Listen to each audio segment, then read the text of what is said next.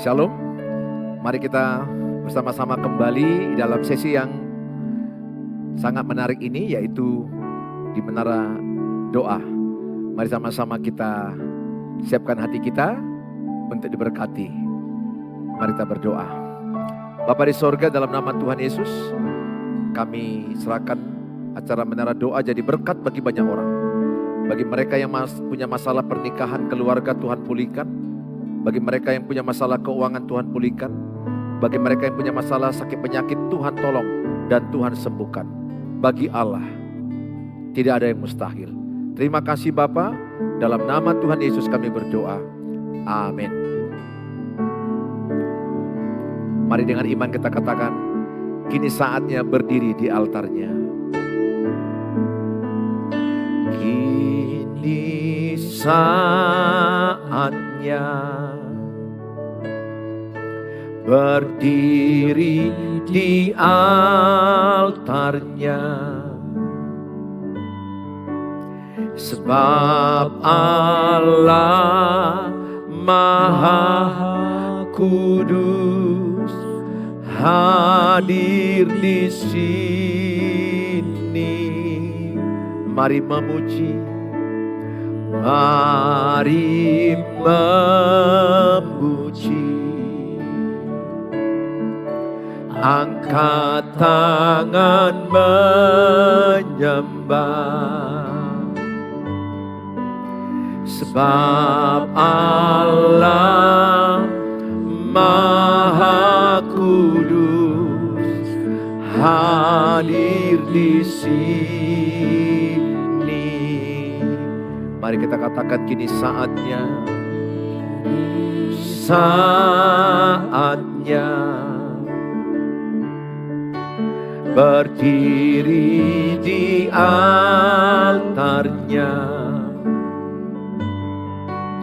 sebab Allah Maha Kudus hadir di sini.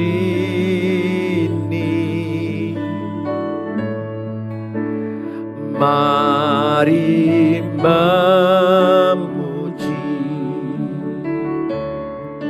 angkat tangan menyembah, sebab Allah Maha Kudus hadir di sini. Kita masuk tahta sucinya, kita masuk tata sucinya, bersama para malaikat menyembah.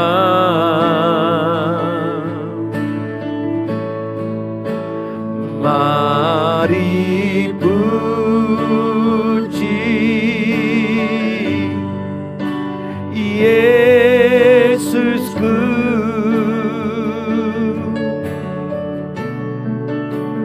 kita masuk hadiratnya Maha Kudus. Kita masuk tata sucinya, kita masuk tata sucinya, bersama para malaikat menyembah.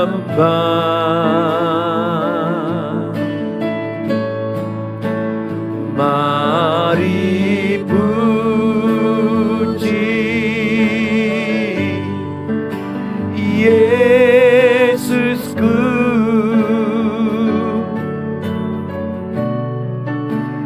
kita masuk hadiratnya Maha Kudus. Yesus, kita masuk tata sucinya. Kita masuk tata sucinya, bersama para malaikat menyembah.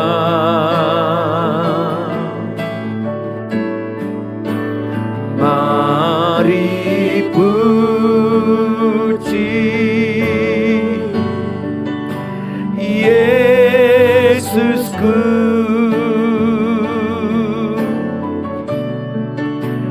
kita masuk hadiratnya Maha Kudus. Mari sama-sama Bapak Ibu kita masuk ke hadirat Tuhan dan kita berkata, Yesus kami puja, kami sembah sebagai Raja.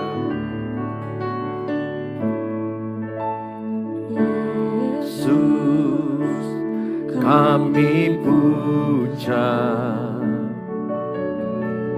kami sembah sebagai Raja. Berdiri di tengah kami, ditinggikan dan dipuji. Yesus kami puja, kami sembah sebagai Raja. Berdiri di tengah kami, ditinggikan dan dipuji. Sembah dan puji penuhi tatamu. Sembah dan puji penuhi tatamu. Sembah dan puji penuhi tatamu. Yesus Tuhan adalah Raja.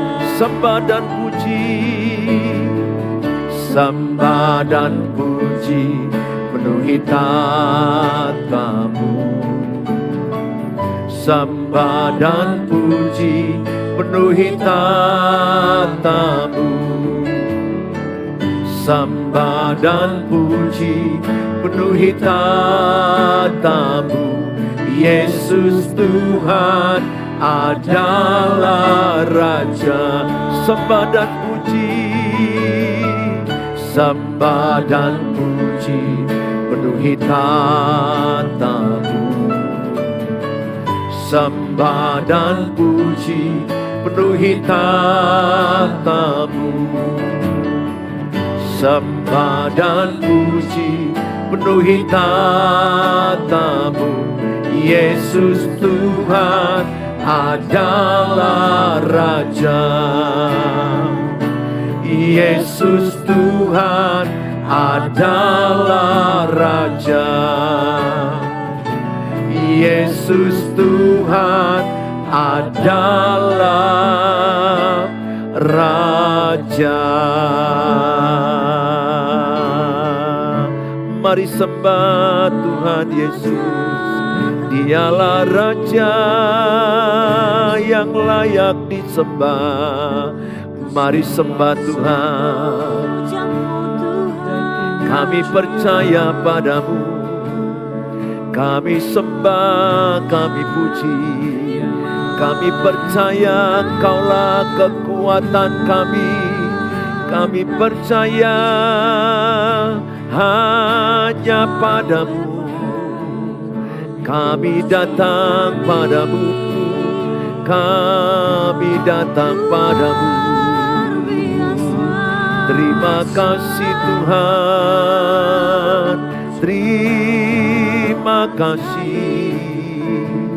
Kami percaya Engkaulah Allah yang sanggup membela umat-Mu. Engkaulah juru selamat kami, Engkaulah juru selamat kami, Engkaulah kekuatan kami, Engkaulah perisai kami. Hanya dekat-Mu kami tenang, hanya dekat-Mu kami kuat, hanya dekat-Mu kami kuat. Kami percaya, kami percaya, kami berserah padamu. Kami percaya kuasa-Mu bekerja, memberkati kami, memberkati semua anak-anak. Terima kasih Tuhan, Engkau Allah yang peduli. Kami percaya, kami percaya. Terima kasih. Banyak perkara yang tak dapat kami mengerti, tapi kami percaya satu perkara, Engkau ada untuk mendatangkan kebaikan bagi kami. Perkara apapun yang terjadi seizin Tuhan adalah untuk kebaikan bagi kami. Terima kasih Bapa. Banyak perkara yang tak dapat ku mengerti. Banyak perkara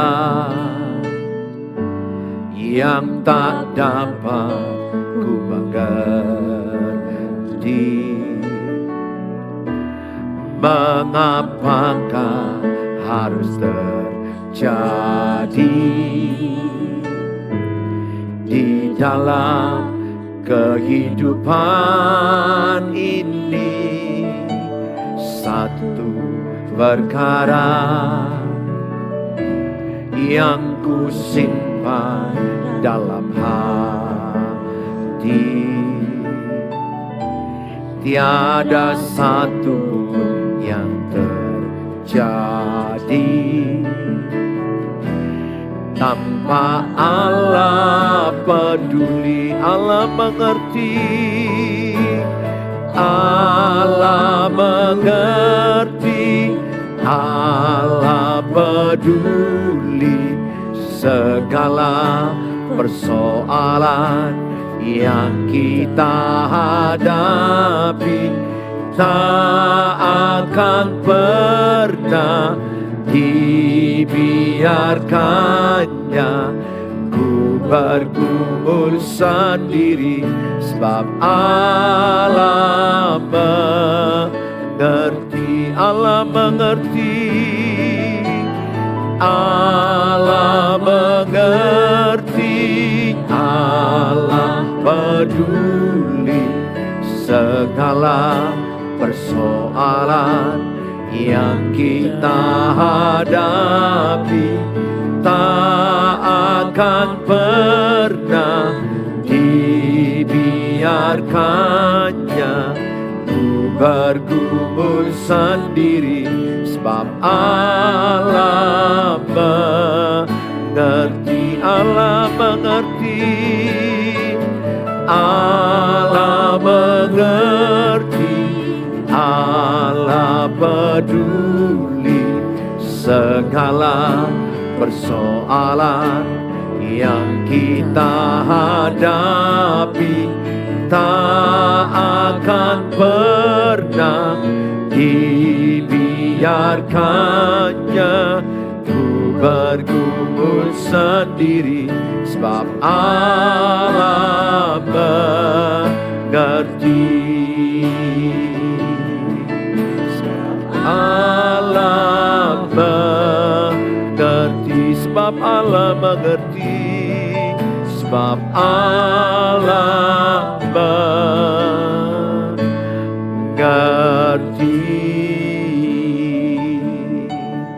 Terima kasih Bapa, kami siapkan hati kami diberkati dengan firman Allah. Amin. Saudara yang saya kasihi, hari ini saya membawakan tema 4 jenis cara pasutri menghadapi masalah.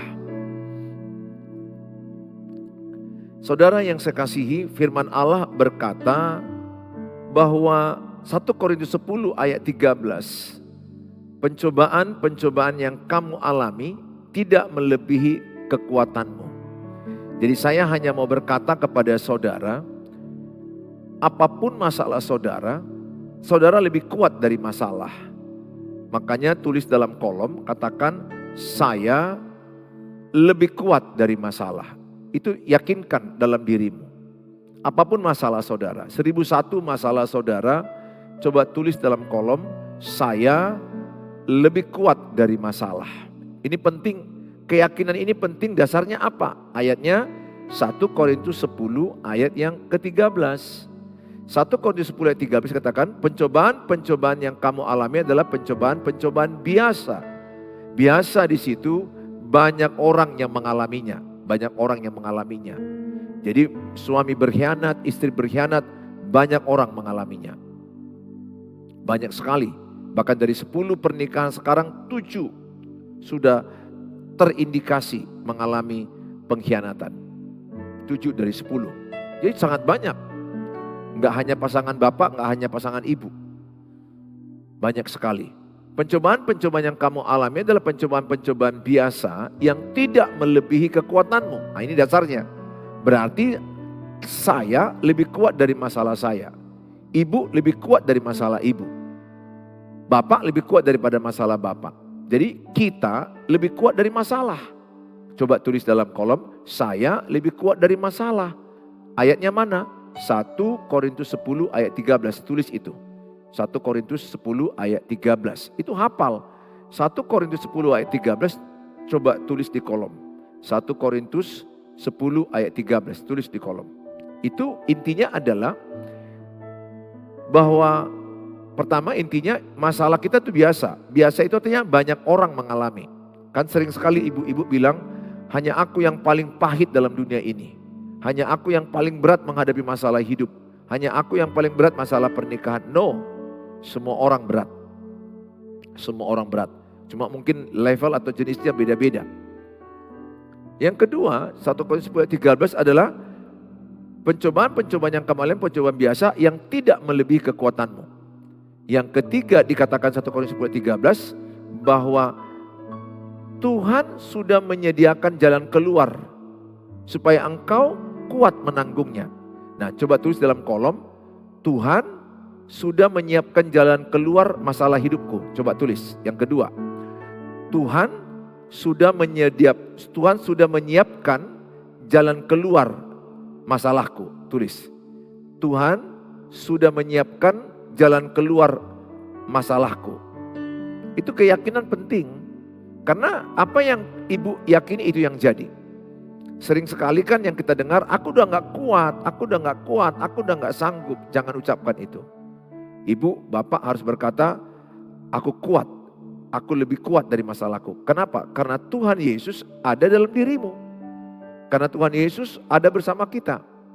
Pencobaan-pencobaan yang kita alami itu sudah dibuat Tuhan jalan keluarnya. Jadi tulis, Tuhan sudah menyiapkan jalan keluar masalahku. Itu penting punya keyakinan. Sama itu begini. Ketika ada ujian di kelas, di sekolah, coba lihat SMP, SMA, kuliah. Kan jawabannya sudah ada. Disimpan oleh pengawas atau penguji atau dosen atau guru. Tinggal menunggu waktunya dikasih tahu jawaban. Nah ketika ujian berlangsung, jawaban gak dikasih. Jawaban menyusul berikutnya. Demikian hidup kita menghadapi masalah. Jawaban itu diizinkan, diberikan setelah sekian waktu lamanya. Makanya Roma 8 ayat 28 berkata apa? Allah turut bekerja dalam segala hal untuk mendatangkan kebaikan. Artinya apa? Lewat masalah hidup kita ada kebaikan-kebaikan Tuhan. Saya melihat begitu. Lewat masalah saya dengan istri, persoalan yang sangat berat. Tapi saya melihat ada kebaikan. Salah satu apa? Tayangan ini bisa memberkati banyak orang. Padahal kami sudah alami berapa tahun yang lalu, sudah lama sekali. Masalah saya dengan anak-anak, mendidik anak, pernah saya kesulitan. Masalah jadi berkat bagi banyak orang untuk bagaimana mendidik anak. Masalah keuangan yang berat juga pernah kami alami dan kami bisa mengatasinya. Bagaimana mengatasi masalah keuangan. Pernah sangat frustrasi di keuangan. Dan saya dipakai Tuhan untuk menolong orang-orang yang menjerit masalah keuangan. Bagaimana mengatasinya. Bagaimana juga masalah kesehatan saya yang drop hampir mati. Saya bisa menolong orang sekarang ini yang sudah sakit sekarat, yang berat, menyemangati mereka. Tidak ada sakit penyakit bagi Tuhan yang tidak bisa disembuhkan. Dengan iman percaya kepada Tuhan, bagi Allah tidak ada yang mustahil. Sembari kita berobat dan berusaha. Jadi pegang Roma 8 ayat 28. Tulis dalam kolom Roma 8 ayat 28. Masalahku mendatangkan kebaikan. Tulis itu. Apa yang saya ucapkan ini tulis. Itu menjadi poin penting bagi saudara mendengarkan live ini. Masalahku mendatangkan kebaikan. Jadi ketika saya ada punya masalah, memang waktu itu sepertinya masalah itu jadi malapetaka. Masalah itu sepertinya jadi seperti kutukan, seperti masalah yang menyerang, menghancurkan. Tapi sejak saya pegang Roma 8 ayat 28 erat-erat, saya pegang erat-erat, saya hafal, saya pegang. Allah turut bekerja bagi orang yang mengasihi Dia. Jadi kalau ibu dan bapak mengasihi Tuhan, apapun masalahmu Allah turut bekerja. Bahkan karena masalah kebodohan saya pun, Allah bisa mengubah kebodohan saya menjadi kebaikan bagi saya. Kan banyak juga masalah karena kebodohan kita. Contoh kita berbisnis dengan orang, dengan salah orang. Salah memilih, ya agak bodoh kita nggak terlalu bijak mendengar nasihat istri atau orang lain. Tiba-tiba kita iakan dan berakibat persoalan. Oleh karena itu saya katakan sama saudara, tulis Roma 8:28, Allah turut bekerja dalam segala hal mendatangkan kebaikan bagi orang yang mengasihi Dia. Jadi kalau ibu mengasihi Tuhan, bapak mengasihi Tuhan, apapun masalah bapak ibu ke depan pasti kebaikan. Saya begitu. Apapun masalah saya selalu berujung kebaikan. Selalu berujung kebaikan. Oleh karena itu ibu dan bapak, saya ajak semua kita hadapi masalahmu dengan cara Tuhan. Nah, saya akan terangkan di sini 4 jenis pasutri menghadapi masalahnya. Yang pertama, saya lewati 4 ini. Saya sebut dia ini 4F. F yang pertama, fight, meresponi masalah dengan menyerang. Saya pernah. Jadi ketika ada tekanan masalah dalam hidup saya dengan istri, saya menyerang dia. Saya menyerang dia dan istri saya juga menyerang saya. Jadi pada waktu itu, ini sudah lama sekali, kami saling menyerang. Saya berkata, engkau harus berubah, mama harus berubah. Nah waktu bertengkar perang itu bukan lagi manggil mama. Kalau biasanya kan sayang, mama. Sekarang udah pakai kau. Kau harus berubah. Nah, bahkan pernah sekali kata binatang saya keluarkan dari mulut saya. Dari sekian lama pernikahan saya pernah ucapkan itu. Saya menyesal. Karena emosi yang tidak terkendali. Istri saya juga udah marah. Udah mulai juga ada kata binatang sekali. Pada waktu itu saya masih ingat. Dan itu masih di awal-awal pernikahan yang sangat memberatkan pernikahan kami. Kami saling menyerang, saling menuntut. Nah, kenapa saya menyerang dia? Karena saya terluka. Jadi ternyata luka di batin saya masih ada. Luka yang ada di hati saya ini akan melukai orang yang di sekitar saya. Siapa yang saya lukai? Istri saya, anak-anak saya. Istri saya juga terluka rupanya. Dia melukai saya. Sehingga jenis pasutri F1, fight ini banyak. Lihat kadang-kadang viral. Di tengah jalan, saya jumpa dari Instagram. Lagi dalam wedding party ya. Lagi pesta pernikahannya. Wah itu ditampar itu cewek istrinya. Padahal sudah diberkati gereja, acara makan, acara tinggal salam-salaman dengan orang lain. Mereka berdiri, itu Instagram itu saya simpan. Wah itu viral, ditampar oleh si laki-laki ini. Waduh, saya tidak pernah mukul istri. Kata-kata verbal yang menyakiti iya. Melempar benda tidak kena dia tapi ke arah dinding saya lempar. Gelas pernah, tapi ke arah dinding karena saya emosi. Jadi fight, menyerang. Orang yang menyerang ini adalah yang tipenya orangnya terluka. Jadi sebelum dia menikah, dia terluka dengan orang tuanya, terluka dengan saudaranya. Luka itu dibawa di pernikahan mereka. Dan mereka akhirnya saling melukai. Nah, Ini orang yang terluka. Orang yang terluka itu akan kelihatan kalau marah dia bentak-bentak. Kalau saudara lihat ada pemimpin, kalau marah bentak-bentak, lempar sesuatu, pukul meja, kata binatang, tidak terkendali. 100% dia adalah orang yang terluka di hatinya. Dia belum berdamai dengan luka hatinya. Dia belum berdamai dengan kepahitannya. Dia belum mengampuni orang yang menyakiti dia. Sehingga luka itu dibawanya kemana-mana. Kapan nanti ada orang merangsang lukanya, katakanlah dia terluka karena direndahkan masa lalu. Jadi ketika dia mendengarkan orang merendahkan dia, lukanya penganga, lukanya terpancing. Maka ibarat pistol, pelatuknya itu ditarik dan keluar. Bam. Nah, itu dia. Jadi tinggal menunggu rangsangan untuk lukanya itu keluar tembakannya atau emosinya, marahnya. Ada orang yang terluka karena ditolak. Jadi karena masa kecilnya dia banyak tertolak, maka ketika pasangannya menolak dia, nggak menerima seperti yang dia harapkan, dia marah, lempar barang, kata-kata binatang, menyakiti. Jadi banyak orang yang terluka, sehingga harusnya yang menikah itu adalah si wanita lukanya sudah sembuh dulu. Si pria lukanya sudah sembuh dulu. Sehingga mereka masuk dalam pernikahan sudah sembuh lukanya. Berdamai dengan masa lalunya. Dia gak kepahitan lagi dengan orang tua. Dia gak kepahitan lagi dengan saudaranya. Dia gak kepahitan lagi dengan orang yang menyakiti dia. Sehingga ketika mereka masuk pernikahan, mereka sudah sembuh luka dengan masa lalu. Nah, yang terjadi apa pernikahan sekarang? Makanya lihat pernikahan sekarang, sedikit ada masalah mau cerai. Emosi, marah, minta cerai. Sesudah cerai, baru nangis-nangis. Kita Kristen tidak bisa bercerai kecuali kematian. Makanya dalam pertengkaran jangan pernah ucapkan kata cerai. Jangan pernah ucapkan kata pisah. Itu yang paling banyak, salah satu itu adalah orang yang terluka. Luka lamanya belum selesai. Makanya dia kalau ada masalah, fight. Berantem, fighting, fighter, penyerang. Ada loh suami tampar istrinya. Ada juga istri pukul suaminya. Sudah marah, sudah luka dia. Ada lagi yang sampai menghilangkan nyawa pasangannya. Ada. Saudara sudah tentu tahu itu. Banyak viral. Istri membunuh suami, suami membunuh istri. Karena luka.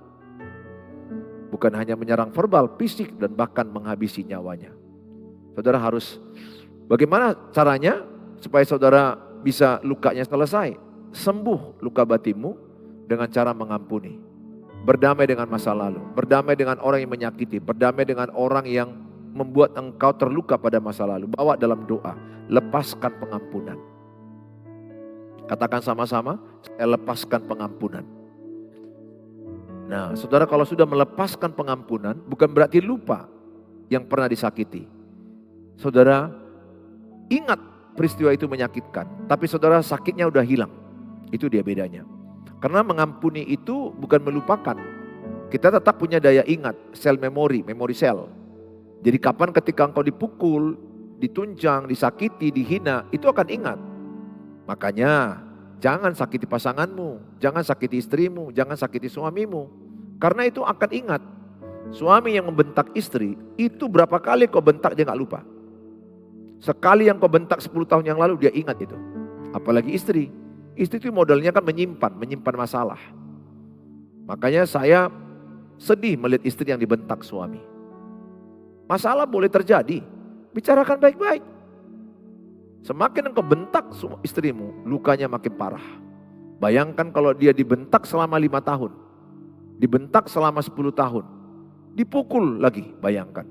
Wah, maaf, itu ibarat kertas robek, hancur. Ya, terkoyak-koyak itu hatinya. Gak bisa, ingat. 2 yang gak bisa kembali. Waktu gak bisa kembali. Perkataan gak bisa kembali. Makanya Alkitab berkata, berhati-hati mengeluarkan perkataan. Kolose 4 ayat 6 dikatakan, hendaklah kata-katamu penuh kasih kepada pasanganmu. Kata-katamu penuh kasih kepada anak-anakmu. Kata-katamu penuh kasih kepada sesamamu. Saya berdoa saudara bisa sembuhkan luka batin dulu. Berdamai dengan masa lalu, lepaskan pengampunan. Tuliskan di situ, saya lepaskan pengampunan. Lepaskan, sesakit hati apapun, let go. Let go, lepaskan pengampunan. Jangan genggam. Kalau ibu menggenggam sakit hati, kepahitan, ibu duluan yang mati. Mati rohani, mati jiwani, lama-lama mati badani. Karena sakit hati itu adalah racun bagi diri sendiri. Kalau ibu mengampuni, yang diuntungkan pertama siapa? Dirimu, diri saya sendiri. Jadi saya tidak mau menggenggam sakit hati. Saya lepaskan pengampunan kepada orang yang menyakiti saya, kepada orang yang merendahkan saya, kepada orang yang memfitnah, menggosip saya. Saya lepaskan berkat. Lepaskan berkat. Yang diuntungkan siapa? Diri sendiri. Diri sendiri. Itu model pasutri yang paling banyak sekarang ya. Anak-anak muda yang menikah, fight. Siap tempur, menyerang. Yang kedua, ada F yang kedua, menyelesaikan masalah itu dengan flight. Flight artinya adalah menghindari masalah. Ada suami menghindari masalah dengan istri, lari ke narkotika, lari alkohol, lari ke pelacuran, lari ke tempat hidup yang membuat dia tidak menghadapi masalah. Ada yang saking parahnya lari ke pengadilan. Banyak orang tidak mau menghadapi masalah. Jadi masalah itu nggak boleh kita lari, hadapi. Cuma waktunya kapan boleh, saatnya kapan boleh, tapi harus dihadapi. Jangan dipaksa juga harus saat itu. Saya begitu, kalau istri saya tidak terkendali, saya nggak mau menjawab-jawab. Saya tidak mau membalas ucapan dia. Saya banyak diam, saya banyak bekerja, nyapu, nyuci piring, membereskan. Nanti reda emosi istri saya, baru kami makan di luar, baru saya sampaikan. Jadi saya sampaikan ketika emosinya sudah reda, keadaannya lebih tenang. Lagi makan, berdua, dia lagi senyum, ketawa, aku masukkan masukan supaya masalah itu selesai. Kalau dulu saya nggak terlatih. Kalau istri saya emosi marah, saya jawab, saya balas. Dan akibatnya adalah dia makin terbakar. Dan akibatnya dia juga makin nggak terkendali, saya tidak terkendali. Anak-anakku yang terbakar dan hancur. Makanya masalah itu harus dihadapi. Ya, ada orang F yang kedua ini flight, menghindar, nggak mau. Semakin ibu menghindari, semakin bapak menghindari, masalahmu makin menumpuk. Emosi negatifmu jadi penuh. Makanya ada ibu-ibu tiba-tiba berteriak, marah gara-gara apa? Karena emosi negatifnya udah penuh. Celengan emosinya udah penuh. Sehingga dia menumpuk. Pernahkah? Saya pernah melihat juga istri saya menumpuk emosi negatifnya melihat saya. Saya juga begitu, menumpuk emosi negatif saya. Meledak, meledak habis. Wah, menakutkan at the time. Saya tidak mau lagi. Jujur, saya tidak mau lagi. Makanya bertahun-tahun pernikahanku gak ada bertengkar. Anak-anakku tidak mendengar suara tinggi lagi. Saya menebus kesalahanku, saya mengejar ketertinggalanku. Karena aku tahu udah pernah salah. Jadi suami bijaksana kepada istri. Itu kan 1 Petrus 3 ayat 7. Hai suami, hiduplah bijaksana kepada istrimu. Sebagai teman sepewaris kasih karunia. Dan dikatakan pada baris terakhir, suami yang menyakiti istri doanya gak sampai ke surga. Jadi kalau suami yang terus menyakiti istri, doanya gak didengar Tuhan. Itu 1 Petrus 3 ayat 7. Jadi ibu dan bapak jangan lakukan F2. Saya juga pernah lakukan F2, menghindar. Saya gak mau, saya orang yang suka damai. Jadi kalau ada masalah saya menghindar. Itu gak bagus. Ya, suami istri harus hadapi masalahmu baik-baik di waktu yang baik dengan cara yang baik. Jangan paksakan waktu itu juga. Ya, F yang kedua gak bagus, flight. Banyak orang menghindar sehingga lari dengan perempuan lain. Seorang suami, istri lari dengan laki-laki lain. Ingat ya, ketika kalian letih bertengkar, letih dan capek, ini bisa masuk orang ketiga. Kapankah masuk orang ketiga? Kapankah masuk wanita idaman lain, pria idaman lain? Ketika suami istri letih bertengkar, mereka capek, mereka saling menyakiti, dan masuklah orang ketiga yang tidak menyakiti. Dan ini akibatnya selingkuh. Hati-hati, keletihan dalam pernikahan menghadirkan orang ketiga. Kalau sudah masuk orang ketiga, maka habislah rumah tanggamu. Kalau enggak selesai dengan bertobat, hancur. Hancur, MPP, mati pelan-pelan. Dimulai dari tekanan batin, tekanan mental, jiwa hancur, lama-lama fisik sakit dan mati. Hati-hati. Saudara, pastikan pasanganmu tidak ada orang ketiga. Dalam pernikahanmu tidak ada orang ketiga. Selalu yakinkan, ucapkan bahwa aku setia kepada papa kalau dia istri. Suami, ucapkan kepada istri, saya begitu. Saya setia kepada mama. Kalau saya pelayanan ke Jakarta, saya pelayanan ke Batam, saya pelayanan ke luar kota, saya akan katakan, saya setia kepada mama. Don't worry. I love you so much. Saya cium, saya peluk, kami berdoa, baru saya berangkat. Saya belajar menyampaikan rasa setiaku kepada dia. Jangan takut, karena memang di mana-mana sekarang kan perselingkuhan marak. Lihat film drakor, sinetron Indonesia, di mana-mana kan yang dipertontonkan adalah hadirnya orang ketiga, film India. Yang mereka buat film itu kan adalah apa yang terjadi sebenarnya dalam dunia nyata. Banyaknya hadir orang ketiga. Nah, itu kepada pernikahan yang capek berantem, letih berantem. F yang ketiga, ada orang menghadapi masalah dengan F yang ketiga, yaitu freeze. Nah, saudara tahu freezer? Beku. Kulkas ya, freezer. Beku.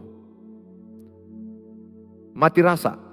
Jadi ada yang sudah sampai level yang ketiga. Tadi level pertama kan F1, fight, berantem. F yang kedua, menghindar karena sudah nggak mau berantem lagi. F yang ketiga, mati rasa, beku. Nah, mati rasa beku karena letih dalam menghadapi konflik yang sama. Dan ini bisa berakibat frustrasi dan akhirnya bercerai. Dan ada juga yang bunuh diri karena keletihan, udah mati rasa dia. Ada loh istri yang bilang sama suaminya, aku udah gak peduli kau, mau mati kau, mau hidup kau terserah. Aku urus diriku sendiri. Nah ini istri yang sudah freeze. Ya, ada istri yang bilang gitu. Aku gak peduli Pak Pendeta, suamiku itu mau mati dia, mau selingkuh dia, mau banyak perempuan, mau 1000 perempuan, 100 perempuan, terserah. Aku sudah gak urus dia. Nah ini sudah mati rasa. Padahal mereka belum cerai.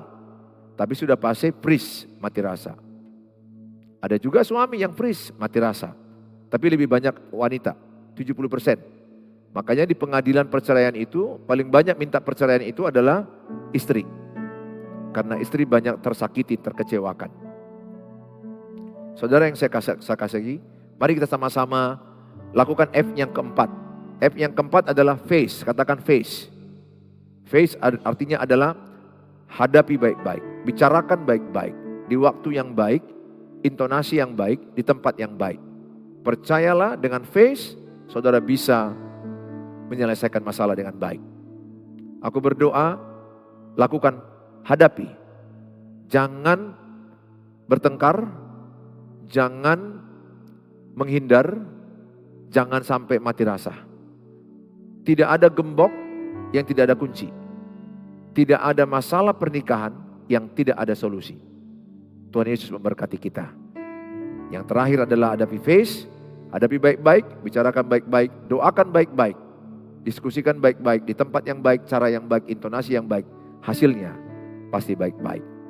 Mari kita berdoa. Bapa di sorga, kami bersyukur Tuhan. Kami serahkan dalam tangan-Mu semua pernikahan yang sedang mau menyelesaikan masalah. Supaya mereka menghindari pertengkaran. Jauhlah dari kami pertengkaran suami istri. Walaupun ada masalah, kami akan hadapi baik-baik. Jauhkanlah daripada kami menghindar dari masalah. Jauhkan daripada kami mati rasa terhadap pasangan kami. Biarlah kami melakukan face, menghadapi masalah bersama-sama, berdoa gandengan tangan suami istri dengan anak-anak. Dengan iman, kami percaya masalah kami selesai di dalam Tuhan Yesus. Kami doakan baik-baik, bicarakan baik-baik, di tempat yang baik, intonasi yang baik, cara yang baik, kata-kata yang baik. Kami percaya pasti ada solusi kepada masalah kami. Terima kasih Bapak. Inilah doa kami. Biarlah keluarga demi keluarga semakin rukun damai.